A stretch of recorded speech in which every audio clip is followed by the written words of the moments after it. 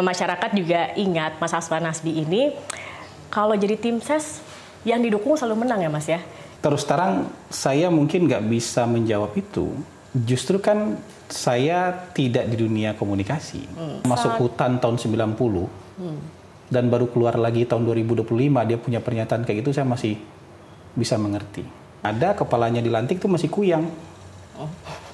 Ada kepalanya aja, lehernya nggak ada, badannya nggak ada, tangannya nggak ada, kakinya nggak ada. Segala macamnya belum ada. Inilah statement-statement memancing nanti ini. Kenapa tiba-tiba terpikir mundur? Waktu itu kalau nggak salah merasa ada persoalan kendala begitu ya? Enggak, ini kan kita di satu sisi kan kita harus loyal dengan arahan presiden. Tapi kita juga harus tahu diri.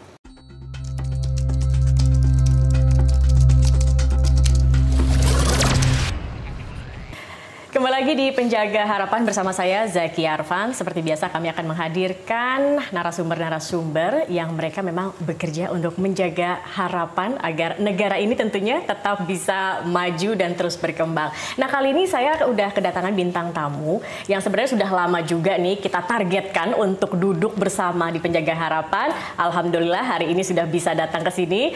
Halo, apa kabar Mas Hasan Nasbi? Kabar baik, Zaki. Alhamdulillah, senang sekali. Makasih loh Mas udah bisa datang. Mas Hasan ini salah satu narasumber yang pengen banget kita banyak tanya-tanya karena gitu ya. Ya kalau lihat atau mendengar nama Mas Hasan Nasbi ini kan lumayan banyak kontroversinya begitu ya, yang diingat oleh masyarakat juga begitu. Tapi mungkin nggak banyak juga yang tahu bahwa sebenarnya Mas Hasan Nasbi ini punya banyak kelebihan. Nah, salah satunya ini mungkin masyarakat juga ingat Mas Hasan Nasbi ini kalau jadi tim ses yang didukung selalu menang ya Mas ya. Zaman Jokowi Ahok waktu Pilgub DKI Jakarta menjadi tim ses menang. 2019 Jokowi Maruf Amin menang dan 2024 menjadi tim ses dari Prabowo Gibran menang. Begitu. Jadi memang ini kepiawaian membaca arah politik, insting atau seperti apa Mas Hasan? Tapi pernah kalah. Oh, pernah kalah juga. Pernah kalah. Tapi kalau dilihat dari kalah dan menang lebih banyak? Iya, kalau sampai di titik ini tentu lebih banyak menangnya. Tapi kalah tentu pernah. Oke. Di Pilkada DKI 2017 kita kalah. Oke. Tapi itu lebih membaca insting atau memang sudah punya kayak melihat? Bukan, karena kita kan punya data. Karena pekerjaan saya pollster dan konsultan politik, jadi kita kan punya data reguler. Jadi dari data itu kita bisa membaca soal peluang menang. Nah, di samping itu kita kan juga bekerja sebagai konsultan politik, artinya terlibat aktif juga dalam memenangkan kandidat. Ada strateginya. Ya, jadi bukan hanya sekedar membaca, tapi kita juga terlibat dalam memenangkan kandidat. Jadi kalau ada orang yang bilang pernah kalah, nggak pernah dong. Bahkan kalahnya juga lebih dari sekali gitu. Cuman memang di titik-titik yang krusial, ketika kita hadir memang kebetulan menang. Misalnya Pilkada DKI pertama tahun 2012. Nggak banyak konsultan politik yang mau bantu Jokowi Ahok pada waktu itu. Karena kan penantang datang dari pelosok. Betul. Menghadapi incumbent. Yang konsultan-konsultan besar sudah bersama incumbent pada saat itu. Yang kita lah konsultan-konsultan pemula yang bersama Pak Jokowi pada waktu itu. Alhamdulillah menang gitu. 2014 ikut membantu Jokowi JK. 2017 di Jakarta membantu Pak Ahok waktu itu, tapi kita kalah. 2019 dan 2024, ya kira-kira itulah. Jadi luar biasa ya. Sebenarnya nggak cuma kontroversi, tetapi kalau kita melihat cara strategi membacanya, ini juga salah satu kelebihan yang dimiliki oleh Mas Hasan. Begitu jangan-jangan itu yang akhirnya dipilih saat ini untuk menjadi kepala PCO, Mas, dengan latar belakang seperti itu. Kalau Mas Hasan boleh menilai kelebihan Mas Hasan sendiri bisa duduk dia sebagai kepala PCO ini, apa kira-kira menurut Mas Hasan yang menjadi strength, kekuatan sehingga bisa ada di posisi saat ini? Terus terang saya mungkin nggak bisa menjawab itu, karena itu kan hak prerogatifnya presiden. Jadi apa yang menjadi pertimbangan presiden pada waktu itu, saya betul-betul nggak tahu. Jadi kaget dong sempat awalnya ketika dipilih? Tidak terlalu kaget, sudah ada bisikan-bisikan sebelumnya, sudah ada kode-kode sebelumnya, tapi memang nggak tahu alasannya. Jadi ketika bertemu dengan presiden, beliau hanya seperti memerintahkan, Anda ditugaskan untuk ini, tolong bekerja sebaik-baiknya, jangan korupsi, jangan menyeleweng dari dari tindakan-tindakan yang diambil, itu pesannya itu. Tapi kan kita nggak berani nanya. Kenapa saya sih Pak gitu. Oh kamu nanya-nanya ntar nggak jadi. Kan kita nggak berani nanya lah yang soal itu. Tapi kalau hati boleh memilih, sebenarnya lebih prefer kemana? Saya tetap di komunikasi. Justru kan saya tidak di dunia komunikasi. Maksudnya profesi saya sebagai konsultan politik iya. Tapi terjun sebagai praktisi komunikasi kan belum pernah. Kebetulan aja ketika tahun 2024 Pilpres saya ditugaskan menjadi juru bicara tim kampanye nasional Prabowo Gibran. Jadi mungkin satu-satunya pengalaman dalam soal komunikasi yang praktis ini, maksudnya praktek langsung ini ya ketika jadi juru bicara tim kampanye nasional aja. Sebelumnya kan kita jadi konsultan politik di balik layar.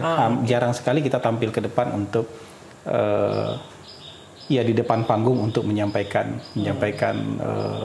pernyataan begitu. Kira-kira begitu. Artinya pengalaman pertama menjadi jubir dalam arti di dalam bidang komunikasi sudah dinilai oleh Pak Prabowo mungkin bagus nih, makanya kemudian diberikan posisi ini. Nah, PCO sendiri begitu, Mas Hasan, ini banyak yang kemudian mempertanyakan, kan sudah banyak begitu ya tim komunikasi yang lain, ada lembaga-lembaga lain, nanti tumpang tindih, dan kalau tidak salah ini juga pernah diajukan uji materi terkait perpresnya ke MA waktu itu ya, terkait dengan PCO ini sendiri. Nah, kalau bisa dijelaskan, sebenarnya ini memang bagiannya seperti apa, tumpang tindihkah, seperti apa perbedaan dengan lembaga-lembaga lainnya?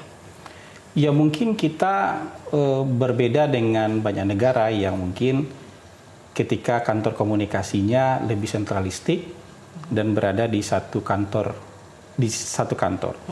Kita di sini punya Kementerian Komunikasi dan Digital. Di dalam Kementerian Komunikasi dan Digital, selain mereka punya regulasi soal pengaturan infrastruktur komunikasi, regulasi soal ekosistem digital misalnya, pembangunan infrastruktur misalnya, mereka juga punya fungsi sebagai badan koordinasi humas pemerintah. Lalu di dalam istana sendiri di Setnek itu ada namanya BPMI, Biro Pers dan Media, Biro Pers Media dan Informasi. Itu dipimpin oleh mungkin eselon 2 kali ya. Mereka yang memberitakan, merekam, memvideokan, memfoto kegiatan harian presiden. Kegiatan harian presiden menyambut tamu negara, presiden datang berkunjung ke sebuah tempat, itu diinformasikan oleh BPMI. Kantor Komunikasi Kepresidenan ini dulu ada embrionya namanya Kedeputian 4 Kantor Staf Presiden. Jadi janinnya ini dulu di Kantor Staf Presiden KSP, bentuknya deputi dulu. Deputi 4 itu deputi bidang diseminasi yang mengkomunikasikan program-program strategisnya presiden. Jadi bukan program hariannya presiden, tapi program strategik jangka menengah, jangka panjangnya presiden. Program prioritas lah. Nah, Kedeputian 4 ini kemudian ditarik keluar, dijadikan badan sendiri, kantor sendiri. Itulah yang menjelma jadi kantor komunikasi. Jadi secara historis juga tidak tumpang tindih. Jadi dari awal pun sudah ada, tapi embrionya dilahirkan. Sekarang sudah dilahirkan menjadi sebuah kantor komunikasi. Jadi ini melanjutkan, tapi dengan skala yang diperbesar dari Kedeputian 4 KSP kira-kira. Berarti untuk mengkomunikasikan program strategis begitu ya. Ini dianggap penting berarti ya, sampai harus dibuatkan satu lembaga sendiri yang tadinya kan embrio dan janin saja gitu. Nah ini menurut Mas Hasan sejauh ini strategi komunikasi yang sudah dilakukan apa saja untuk membuat program strategis ini lebih tersosialisasi dan lain-lain ke masyarakat? Ya, sebenarnya PR ketika kantor ini ada tuh dua. PR pertama tentu saja menyiapkan organisasinya. Karena ketika perpresnya ada, kepalanya dilantik tuh masih kuyang. Ada kepalanya aja, lehernya nggak ada, badannya nggak ada, tangannya nggak ada, kakinya nggak ada. Segala macamnya belum ada. PR pertama sebenarnya waktu itu adalah menyiapkan organisasi. Oke, SDM-nya gitu juga ya? SDM, kantor, perlengkapannya, segala macam.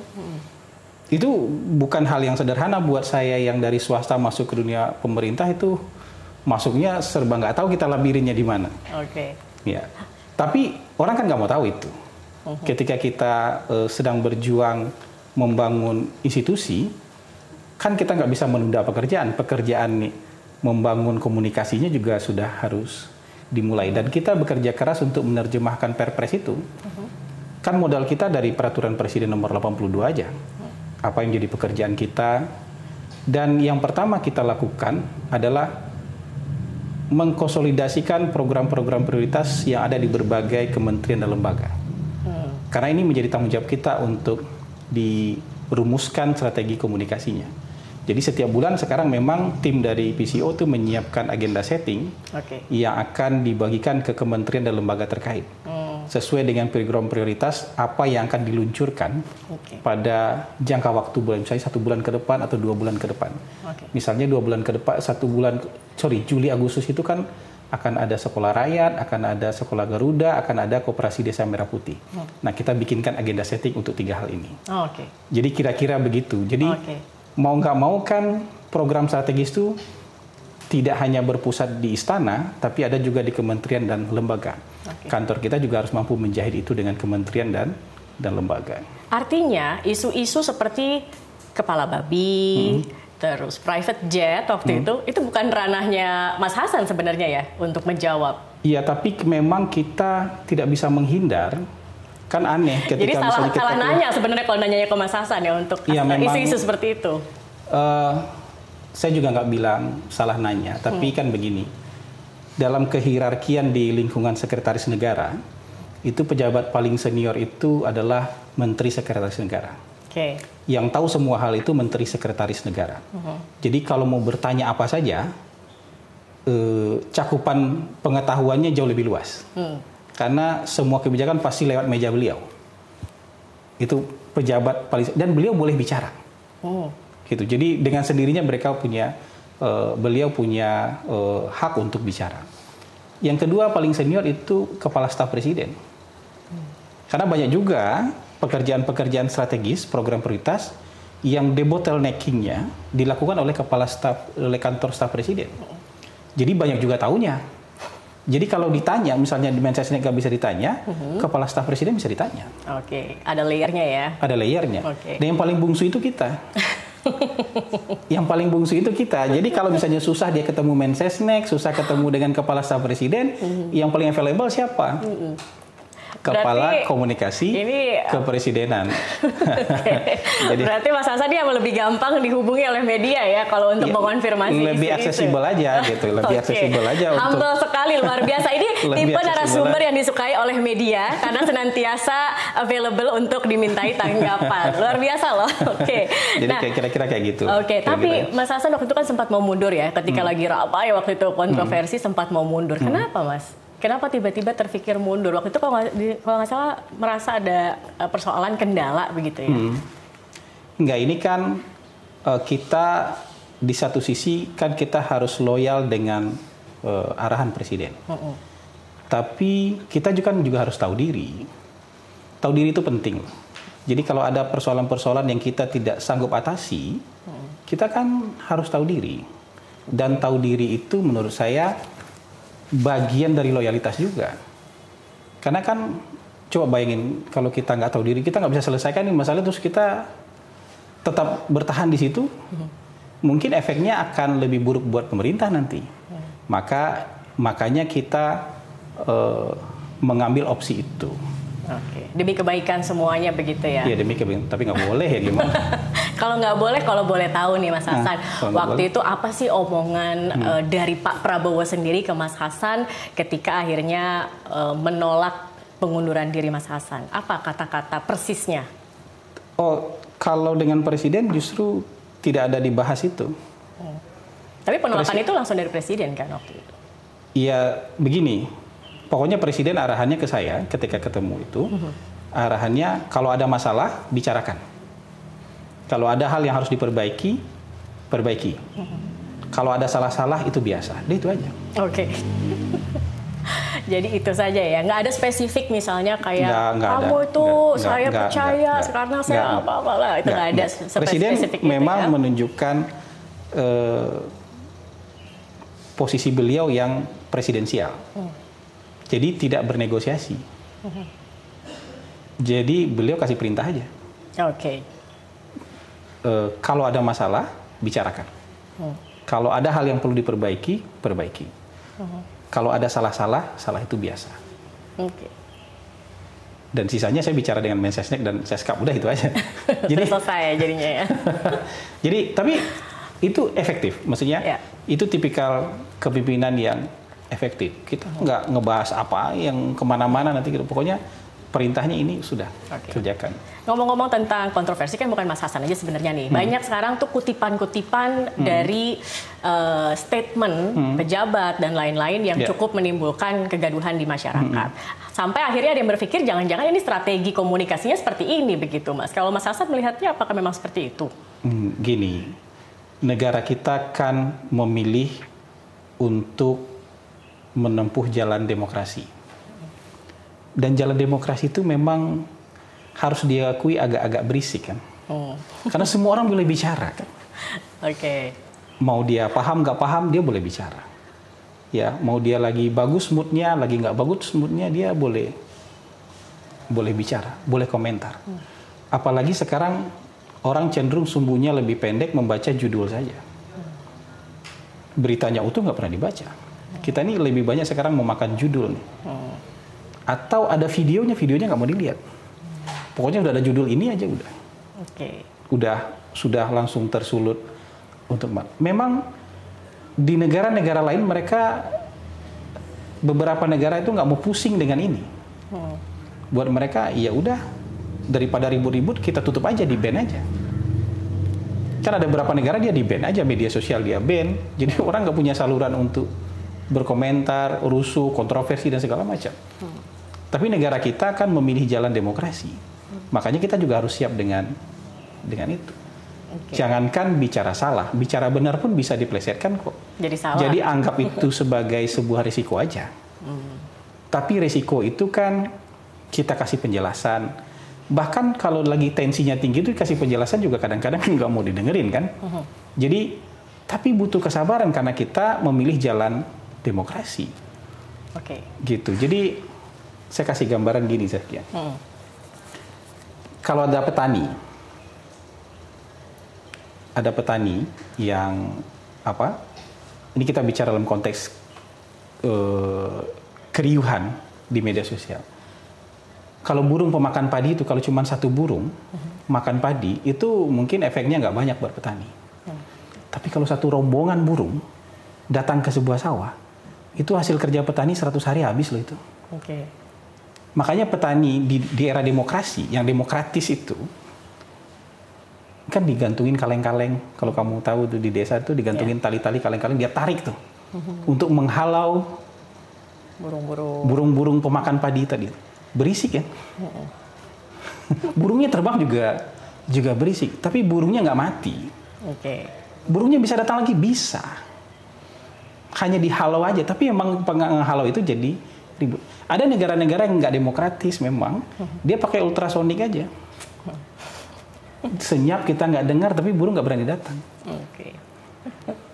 Bedanya seperti itu. Jadi kalau ada kontroversi, kalau ada keriuhan, karena kita memilih jalan demokrasi. Baik. Kita memilih jalan demokrasi. Dan nggak perlu ditunggu-tunggu. Besok juga mungkin akan ada omongan pejabat yang akan dipergunjingkan. Besoknya lagi akan ada tindakan pejabat yang akan dipergunjingkan juga. Nah ini resiko kita di alam demokrasi. Jadi bukan karena strategi, tapi karena nature-nya kita berada dalam era demokrasi memang seperti itu. Kita harus juga menerima pilihan yang sudah kita buat menempuh jalan ini. Gitu. Apalagi sekarang media sosial ya, artinya orang bisa langsung berkomentar langsung ke kita, ke akun kita, atau ke akun-akun lembaga yang ada. Kalau dulu mungkin surat pembaca ya dulu ya, zaman-zaman kalau dulu kan masyarakat ingin menyuarakan sesuatu lewat surat pembaca, hanya bisa menonton di TV, mendengar di radio. Kalau sekarang memang ruangnya lebih luas lagi. Media sosial ini punya peran yang besar, Mas Hasan. Nah, kalau dari PCO sendiri, bagaimana memaksimalkan media sosial, strateginya, terutama untuk tadi, bagaimana mensosialisasikan atau menyosialisasikan program-program strategis dan lain-lain. Seperti apa sih yang dilakukan? Programnya seperti apa? Kita kalau grand design, kan kalau teknisnya mungkin hampir sama aja lah. Kita memanfaatkan teman-teman media konvensional, kita memanfaatkan new media kayak podcast seperti ini, kita memanfaatkan juga channel yang ada tersedia di platform media sosial, itu teknis lah. Tapi desainnya kita menyampaikan informasi itu rumusnya ada 5. Pertama, harus mudah dimengerti. Karena ini kita harus beranggapan kita bicara dengan orang awam. Harus mudah dimengerti. Yang kedua tuh harus akurat. Karena kita bagian dari pemerintah, datanya jangan salah. Makanya jangan benar-benar terburu-buru untuk menanggapi sesuatu. Bukan berarti nggak cepat loh. Tidak boleh terburu-buru. Kenapa? Kita harus memikirkan soal akurasi. Data, fakta harus betul-betul kita periksa. Karena kita dari kantor pemerintah. Ya kan? Ya dong. Yang ketiga, itu fokus pada target audiens. Ada beberapa isu yang mungkin audiensnya nggak umum. Misalnya soal Danantara. Mungkin audiensnya nggak masyarakat awam. Tapi ada niche market, ada segmen tertentu yang butuh informasi. Maka kalau bicara Danantara, bicara hal-hal yang agak teknokratis, APBN misalnya, kita fokuskan kepada target market dari isu. Gitu. Yang ketiga itu kita harus punya namanya emotional connection. Jadi ada resonansinya dengan kebutuhan dan kepentingan masyarakat. Banyak kebijakan sebenarnya, tapi kita juga tahu kadang-kadang mungkin kalau ini disampaikan, masyarakat mungkin nggak beresonansi dengan, makanya kita cari angle-nya yang bisa beresonansi dengan perasaan masyarakat. Nah, yang terakhir itu kita berharap ada aksi dan tindak lanjut. Aksi dan tindak lanjut itu, maksud saya gini, kalau karena ada media sosial sekarang, kita berharap ada engagement dengan audiens. Engagement itu yang paling rendah tuh mungkin ya like, ada komen. Mau jelek, mau buruk biarin aja. Tapi itu ada interaksi ya. Interaksi daripada kosong. Dimaki-maki nggak ada, tapi dipuji juga nggak ada. Kosong aja gitu. Like-nya nggak ada, komennya nggak ada. Kan merasa diabaikan kita. Tapi kalau ada kontroversi di dalamnya nggak apa-apa. Artinya pesan kita dibahas dan didiskusikan oleh masyarakat. Ada like, ada komen mungkin, ada dislike mungkin, nggak apa-apa. Yang penting pesan sampai. Kalau sudah ada aksi seperti itu.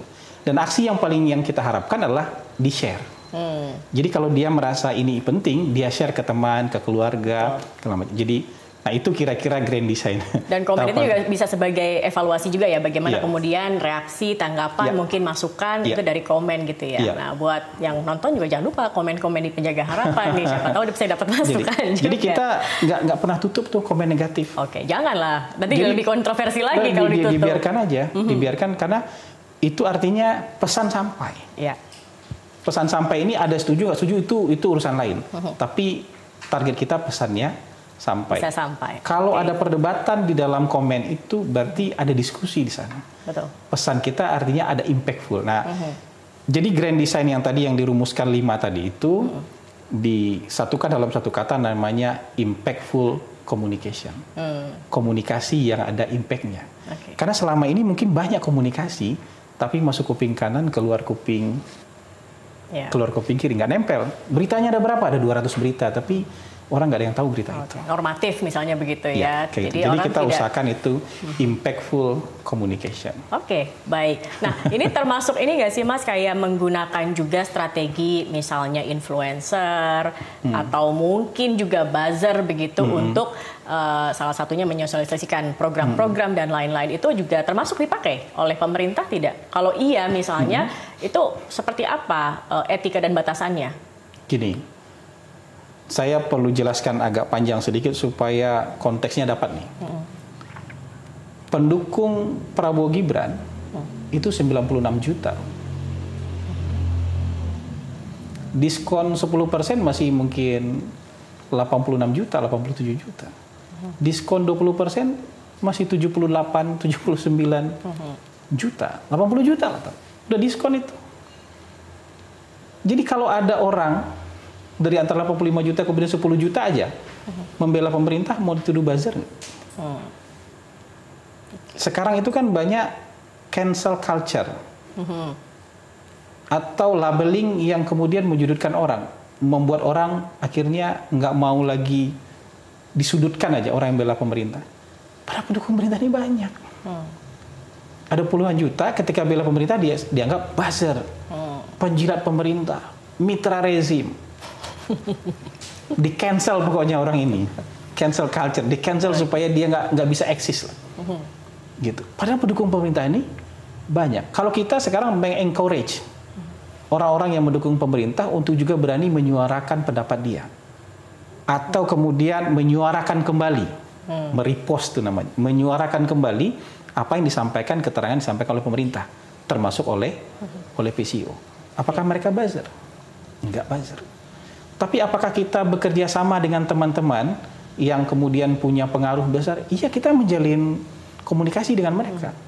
Tapi secara kita profesional untuk kalau yang saya nggak tahu di kementerian lain, tapi kalau di PCO tidak ada budget buzzer.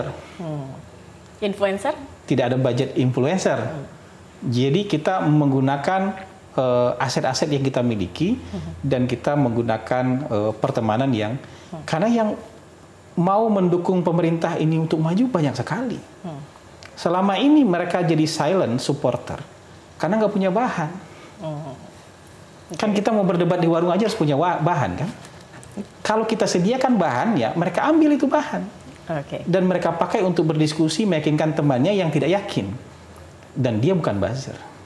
Dia mungkin pendukung pemerintah. Makanya saya menentang keras tuh pelabelan buzzer, influencer, mitra rezim.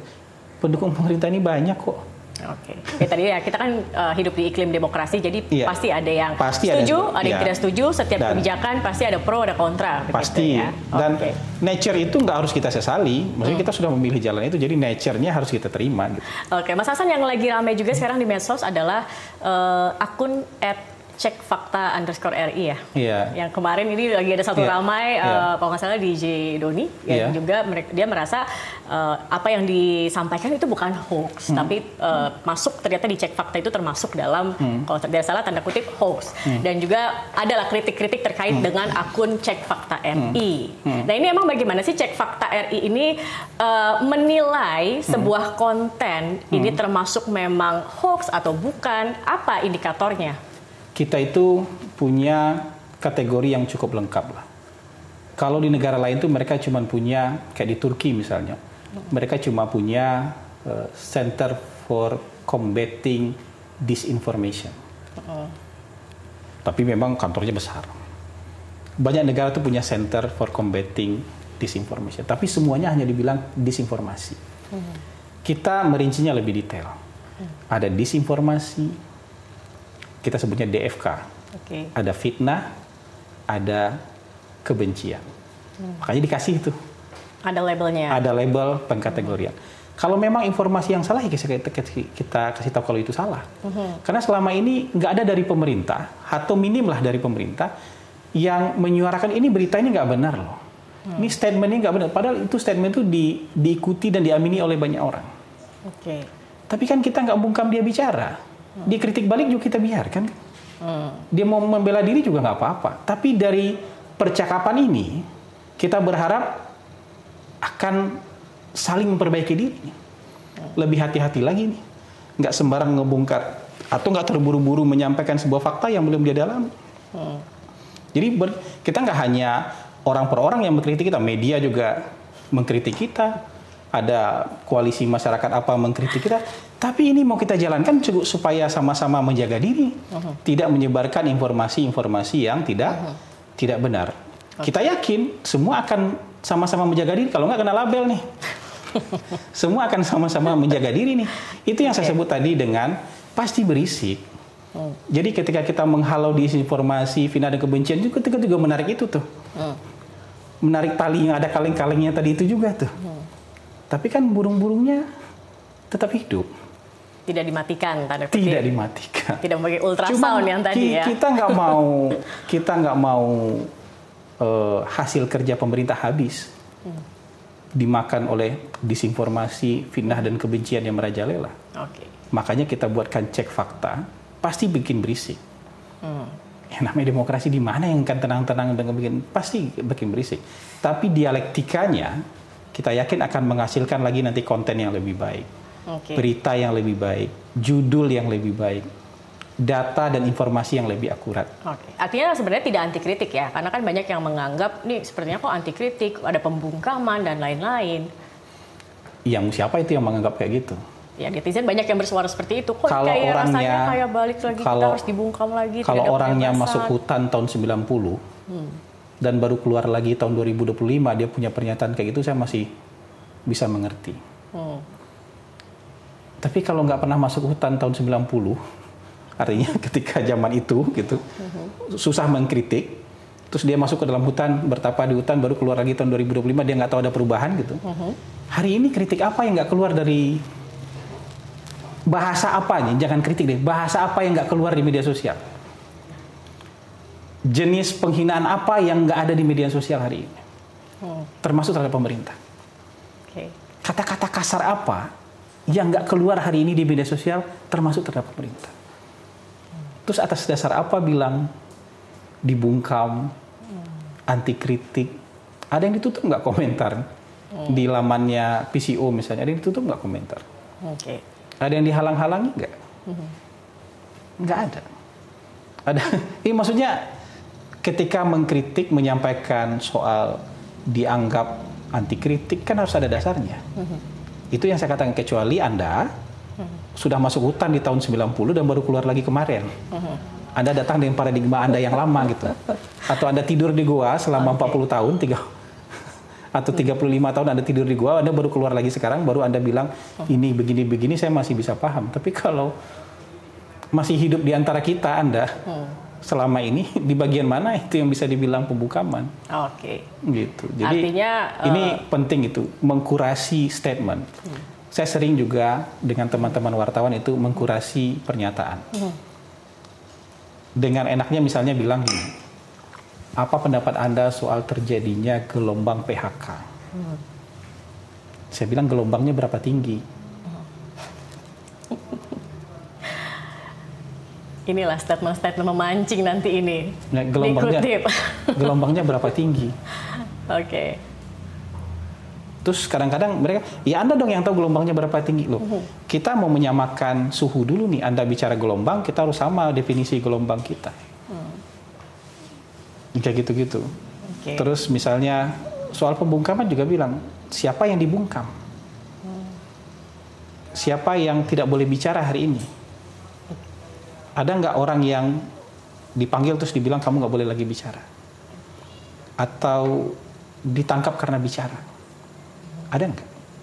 Pemerintah sampai hari ini masih konsisten dengan pasal 28 Undang-Undang Dasar 1945. Orang berhak memberi informasi, berhak mendapatkan informasi. Bebas berpendapat. Kita punya Undang-Undang nomor 39 tahun 99 soal kebebasan pers. Kita masih pegang itu. Kita punya Undang-Undang nomor 40 tahun 99 juga tentang HAM. Di antara bagian HAM itu adalah kebebasan untuk mendapatkan informasi. Tapi HAM itu tidak hanya kebebasan mendapatkan informasi, tapi hak masyarakat juga mendapatkan informasi yang benar. Itu harus menjadi bagian dari hak asasi. Makanya nggak boleh, Zakia, ada orang di sebuah bioskop, lagi padat bioskopnya, terus ada yang teriak, kebakaran, atau bom, ada bom. Terus orang lari-lari keluar dari satu pintu yang sempit itu, ada injek-injekan, ada yang patah tulang, ada yang patah leher, ada yang patah kaki, karena desak-desakan. Terus pas ditanya, kenapa kamu teriak itu? Kan kebebasan berbicara. Kenapa kamu iseng seperti itu? Ya enggak. Makanya kalau di bandara, di pesawat itu ada aturan nggak boleh bebas berbicara. Bercanda soal bom nggak boleh. Ya, pidana ya. Itu pidana. Apakah itu dianggap membungkam kebebasan berbicara? Oke. Enggak.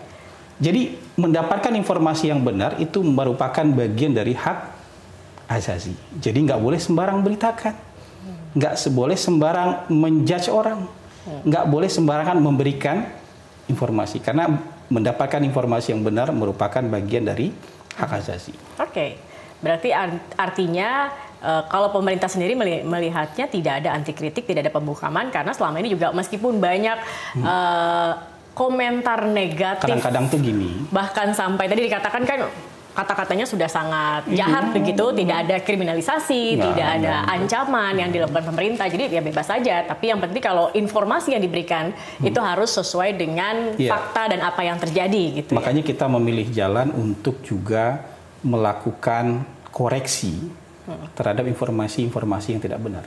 Tapi ini pun dianggap pembungkaman. Jadi kalau pendapat media yang kita koreksi dianggap membungkam media, mengkritik media. Kalau media sosial, influencer media sosial yang kita kritik dianggap mengkritik kebebasan berbicara. Padahal kita nggak larang dia berbicara, kita challenge ide dia, kita challenge pendapat dia, kita challenge judul dia, kita challenge kontennya dia. Supaya masyarakat bisa lihat nih, opini mana kira-kira yang bisa mereka pegang gitu. Karena kalau pemerintah diam aja, baik-baik aja gitu, normatif aja terus, kita lama-lama ada di pojokan sana dan nggak bisa bergerak lagi. Terkepung oleh disinformasi, fitnah dan kebencian yang makin lama makin banyak. Jadi kira-kira kayak gitu. Berat juga ya, Mas ya, jadi kepala PCO ya. Tantangannya sebenarnya jadi pemerintah itu memang berat. Iya, apalagi kalau yang tim depan nih, tim komunikasi kan. Ya, kalau ibarat lagi perang ini pasukan penjaga garis depan yang harus melindungi. Ketika kita mencoba mengcounter itu, bisa saja itu statement kita dipotong-potong kemudian dianggap itu pembungkaman. Atau bisa juga dipotong-potong kemudian dispin. Karena sekarang ini kan kita tidak lagi berpegang pada kebenaran objektif. Karena kebenaran sekarang ditentukan oleh viralitas. Kalau viral dianggap benar. Padahal belum tentu ya. Makanya kita harus kembali dari dunia simulakra itu. Ini saya nyebutnya dunia simulasi. Dunia maya ini kan dunia tontonan. Kita harus sering-sering kembali ke dunia nyata. Supaya kita tidak terjebak dengan kebenaran viralitas itu.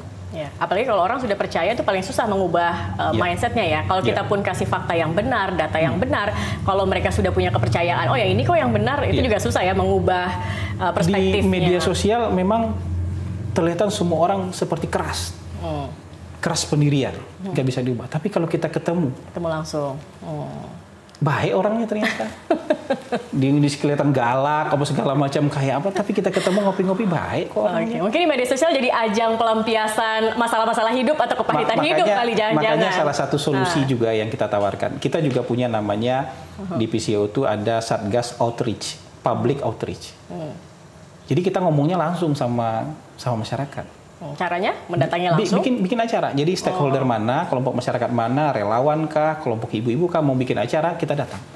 Universitas kah bikin acara, mau dengar apa dari berita, kita datang. Oke, that's good. Ketika kita ketemu gitu nggak ada yang marah, belum pernah ada yang marah-marah gitu. Malah foto bareng gitu ya? Iya, maksudnya bisa dijelaskan baik-baik, mereka bisa tanya langsung, dan ketika begitu sopan santun kita sebagai manusia kembali ternyata. Tapi di dunia tontonan ini kok kayak kita nggak ada yang belajar sopan santun ya gitu. Betul. Kok pemarah semua isinya gitu. Mungkin karena kadang ada yang memakai fake account juga kan, jadi mereka merasa lebih leluasa. Lebih leluasa untuk jadi apa dengan egonya yang lain gitu, dengan alternya yang lain. Makanya kita harus sering-sering kembali ke dunia nyata. Jangan hanya terjebak di dunia simulakra itu. Sering-sering kembali ke dunia nyata. Kalau ada kontroversi apapun misalnya di media, di Twitter kah, Ribut di Twitter, kita cek di Instagram ribut juga nggak? Di TikTok ribut juga nggak? Kadang-kadang hanya ribut di satu platform, karena kita panik, kita ngerasa dunia udah kiamat. Wah kacau nih, krisis nih.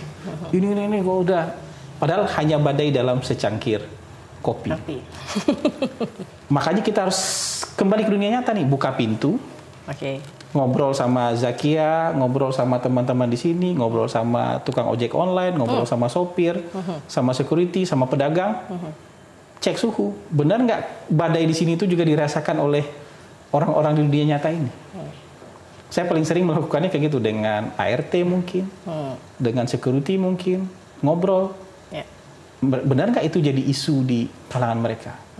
Kalau sampai itu jadi isu juga di kalangan mereka, mau nggak mau kita harus yakin ini benar-benar isu yang melebar. Jadi kalau udah di real life ini ternyata memang sedemikian, berarti memang harus dilihat kembali gitu. Kita juga harus belajar tidak terburu-buru mengambil keputusan dan mengentertain kepanikan kita hanya karena kehebohan di media sosial. Balik dulu ke dunia nyata, temui orang-orang, kita lihat sama nggak cuacanya. Tapi itu salah satu ide yang bagus juga tuh Mas ya, langsung bersedia datang dalam sebuah komunitas dan berdiskusi langsung. Jadi kita juga bisa mendengar langsung apa masukannya, apa yang jadi keluhan, gitu kan. Nah, dan apa yang jadi sebenarnya menjadi masalah mereka. Gitu. Oke, nah kalau begitu sebenarnya dari PCO sendiri, kalau kita melihat komunikasi dalam 5 tahun ke depan untuk PCO ini, apa kemudian visi besar yang mau disampaikan ke masyarakat, kemudian juga strategi-strategi tadi yang Mas sudah katakan ya, ada program-program yang saat ini juga akan menjadi prioritas itu. Ini bagaimana Mas? Kalau visi besar pasti nggak ada dari PCO. Kita ikut visinya Presiden. Jadi asta citanya Presiden itu buat kita itu sabda itu sudah. Itu yang harus menjadi bagian dari pekerjaan kita. 17 program prioritasnya Presiden buat kita itu sudah sabda itu. Kita akan menjadi bagian dari yang membantu komunikasi soal 17 program prioritas, 8 program hasil terbaik cepat misalnya.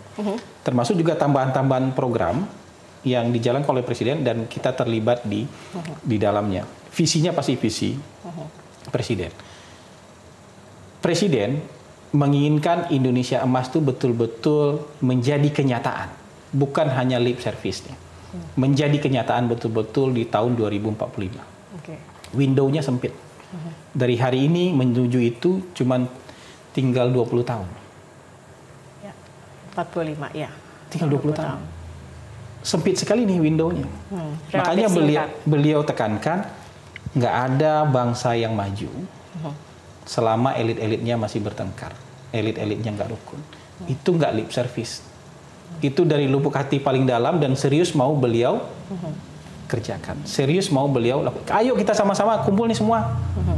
Sama-sama kita menuju Indonesia Emas. Karena pembangunan ini bisa melambat kalau ada penentangan. Coba lihat sekarang, ada nggak program pemerintah yang nggak bagus buat masyarakat? Kan nggak ada. Coba dukung ini rame-rame. Jadi pasti akan lebih cepat ini. Jadi window yang tinggal 20 tahun ini bisa kita manfaatkan. Nanti kita kalau mau berdiskusi, mau berdebat, mau saling kritik, untuk hal-hal yang substansi aja. Soal teknis ini kurang baik, kita ganti cari teknis yang lebih baik. Ini nggak maksimal, kita cari apa yang lebih bisa maksimal. Bukan membatalkan, oh ini nggak bagus, batalkan. Ini nggak bagus, ini tunda. Ini nggak bagus, ini nggak usah dikerjakan aja. Nah ini visi misinya Presiden kok. Coba bayangkan, ada yang minta kemarin kan, ada media, ada intelektual, ada organisasi bilang makan bergizi gratis, stop aja katanya. Ini visi misinya Presiden, kamu suruh stop, gimana maksudnya? Yang diperlukan sekarang bagaimana kita memberikan masukan supaya kerjaan ini lebih bagus, supaya lebih cepat dan supaya lebih baik hasilnya. Jadi sebenarnya terbuka ya untuk masukan-masukan dalam program-programnya ini sendiri ya Mas. Kalau perbaikan kan banyak program. Tapi memang dirangkul, diajak, dilibatkan. Saya nggak ngerti teknis pengambilan kebijakan di kementerian dan lembaga masing-masing. Tapi kita yakin kan masukan-masukan itu didengar. Kan selalu ada perbaikan. Bahkan ada wacana sekarang yang lagi digodok misalnya, nanti penyediaan makanannya berbasis dapur sekolah. Ada ide yang digodok, itu kan artinya masukan baru. Jadi pemerintah apakah tertutup dari ide-ide? Enggak. Tapi jangan suruh batalin loh.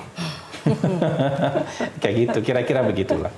Oke, baik. Nah, Mas, kalau menerjemahkan, terakhir mungkin ya, menerjemahkan apa yang diinginkan Presiden dengan yang dilakukan Mas sebagai PCO, kalau bisa menilai dari, kan setiap presiden punya gaya masing-masing, punya bentuk komunikasinya masing-masing, begitu. Kalau Presiden Prabowo itu seperti apa dan bagaimana kemudian membaca dan menerjemahkan supaya tidak ada eksekusi atau ada yang miss dari apa ide besar yang dimiliki oleh presiden ini sendiri?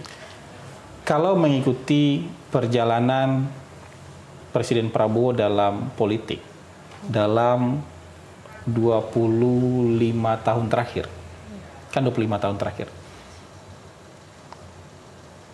sebagian besar nih, mungkin 99% statement beliau dari awal sampai hari ini konsisten. Soal kebocoran konsisten, ya kan?